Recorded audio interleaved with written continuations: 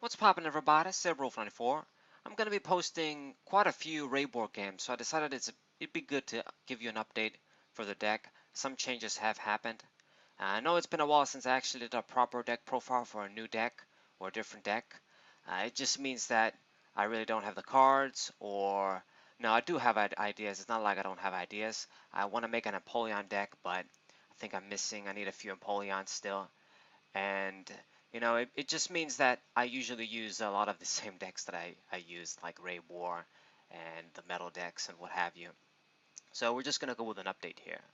So some changes have happened. So Rayboar, as you guys know, it's your energy acceleration kind of a deck. We aim to bring out Embor here, our stage 2 Pokemon. Pretty nice. Kind of old, actually very old from Black and White, but it can still kind of hold up. 150 HP is nice. It's actually the standard for today. It's not that bad. 4 retreat cost is big. That's kind of shit, but what can you do? And Heat Crash, not the greatest attack, only 4 for 80, but I suppose in some situations maybe that's enough, I guess, if we need to attack him to set up for a kill with another Pokemon. We're not really going to attack with this guy most of the time, only in dire situations.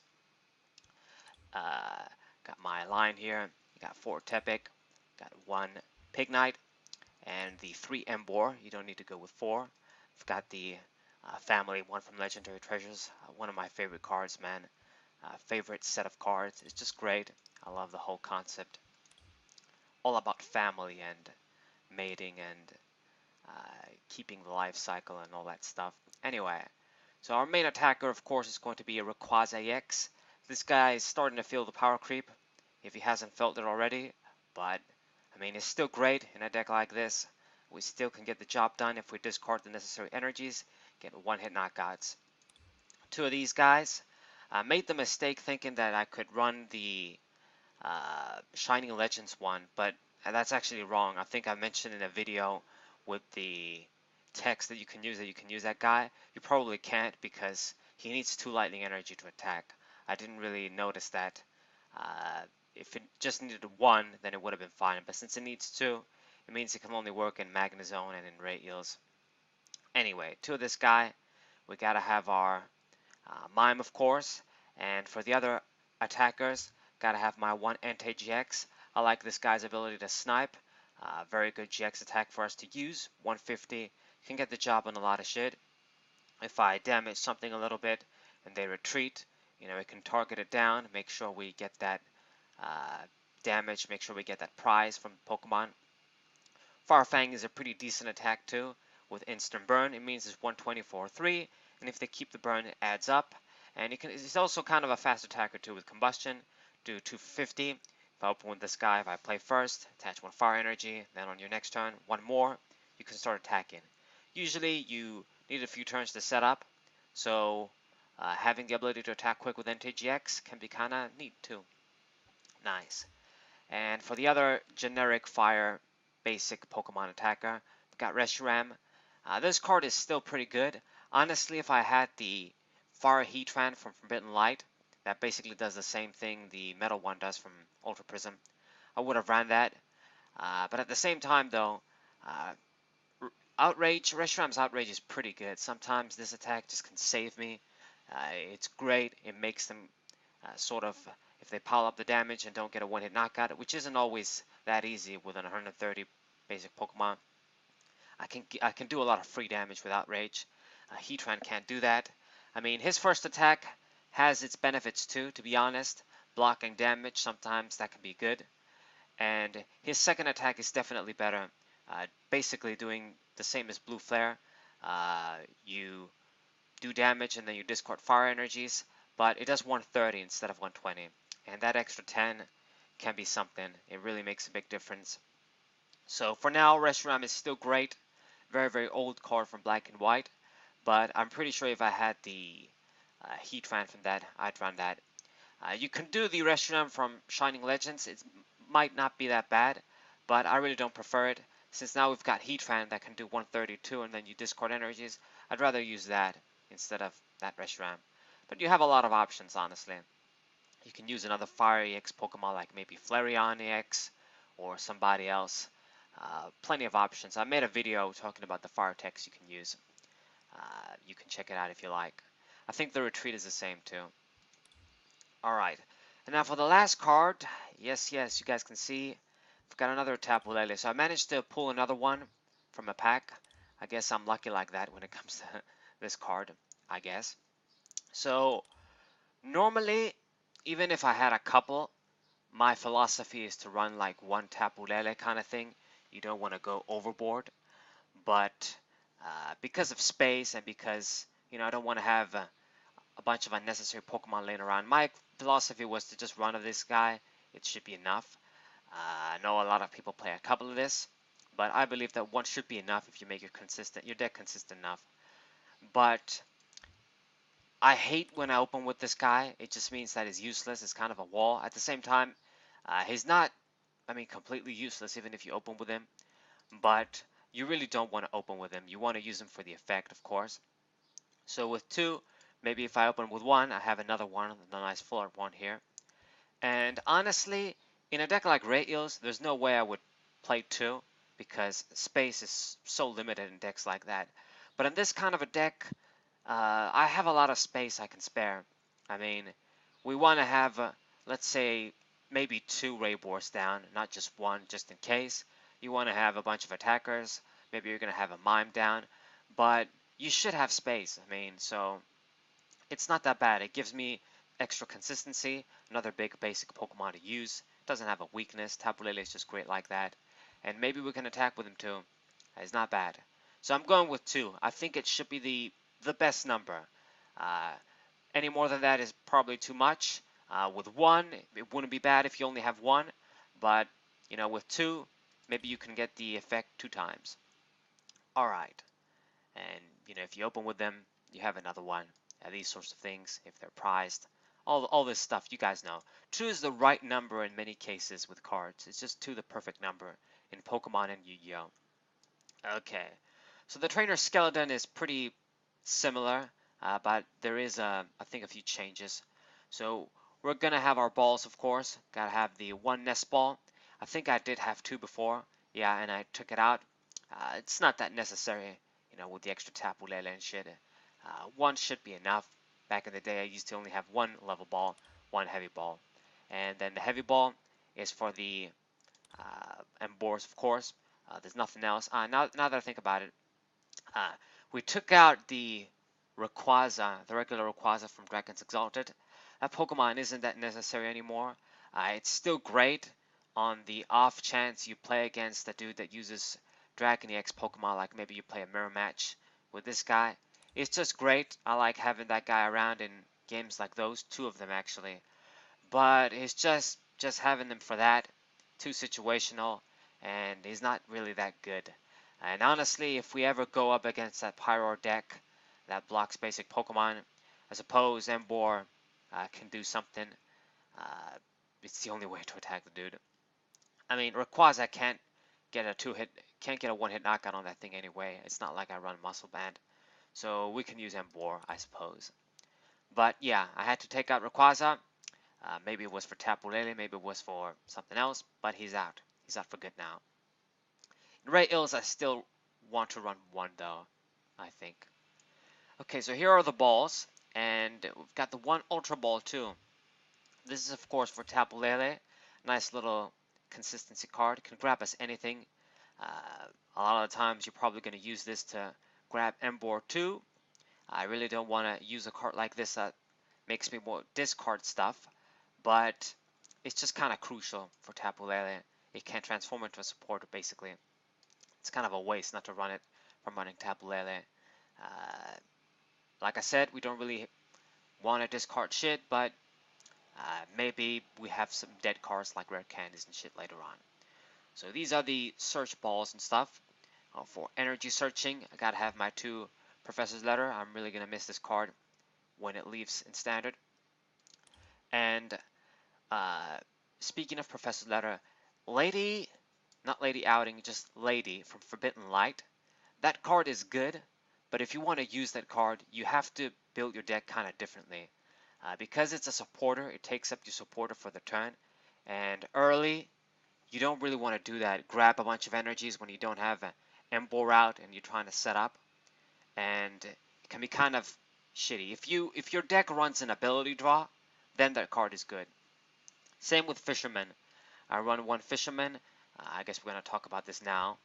But yeah, I do run one Fisherman. I took out one Superior Energy Retrieval, and I only have one of this, and I added the Fisherman. It's just too good. Being able to grab him with Tapu Lele, you don't have to discard cards. Is also a supporter that time. Sometimes that can't be handy. So no more than one, but it just has a lot of little flexibilities here and there that kind of just too good to pass up. The Tapu Lele play, and the fact that it's costless, the fact that you can actually discard this and you can use VS Seeker to grab it back.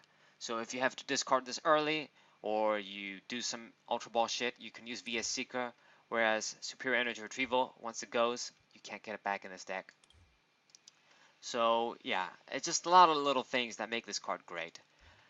If we ran an ability draw, then maybe this guy would be the bigger focus, but since I don't run like a Shaman engine and do this kind of stuff, I run like auxiliaries and shit, other ability draw Pokemon, one is enough. We're still running supporters for our main source of consistency. But anyway, for the other energy retrievals, since I've mentioned Fisherman, you gotta have the 3 energy retrieval, of course. The regular one, it's just so well-rounded. Just a trainer item, grab 2 energies, you can play as many as you want, great. One superior energy retrieval, like I've said, this card is still pretty good. In some rough situations, this is the card you want to see. Just instantly grab 4. Don't hope to have a bunch of these or what have you. And that's for the energy stuff, I guess. We have our Trainer's Mail for consistency, one of these, perfect. And I gotta have my Field Blower and one Startling Megaphone, one of each. Where are you, Megaphone? Here. For Garbodor and just tool removal in general. This, of course, can remove stadiums. We only run one stadium because of space, and that is Scorch Earth. I like this card. Lets me draw, which can be handy a lot of the times. You'd have to discard fire energies, but I do have just so many ways to recycle fire energies. From the Fisherman, from the Energy Retrieval, Superior Energy Retrieval, and even the Super Rod. We're still running the Super Rod instead of Rescue Stretcher. Rescue Stretcher might be not bad. Maybe I could replace it with Super Rod, but it's just Super Rod is so flexible. I like the fact that I can grab energies with it. It's always, you never know. Sometimes, even still nowadays, I just use up all my resources, and this card saves my ass because I can recycle energies. So I don't think I'll ever take it out. It's just too good. When you get like weird hands and you have to discard energies or things go wrong, you have to discard maybe a bunch of your energy retrievals and shit, having this card can be a lifesaver. So I'll probably never take it out for Stretcher. But yeah, so Scorched Earth, kind of good still. Got the VS Seeker for supporter recovery as well, 2 of these, great. And my one switch and my one float stone, kind of standard stuff. Sometimes you need a lot more than these. Your guys might get stuck, you might want to retreat, but we can't really run millions of these tech cards. Running these tech cards hurts your consistency. Sometimes you really can't escape it. This deck can work like a charm, but sometimes it won't work, so we can use all the help we can with Tapu Lele. When it works like a charm, it works like a charm. But this type of deck, no matter what, you are gonna get odd hands. You are gonna lose to yourself. So yeah, but you gotta have these techs too, because when you want them, you really want them. And all that stuff is the supporters and the energies. My supporters are, I think, pretty standard. I run my 3 Juniper.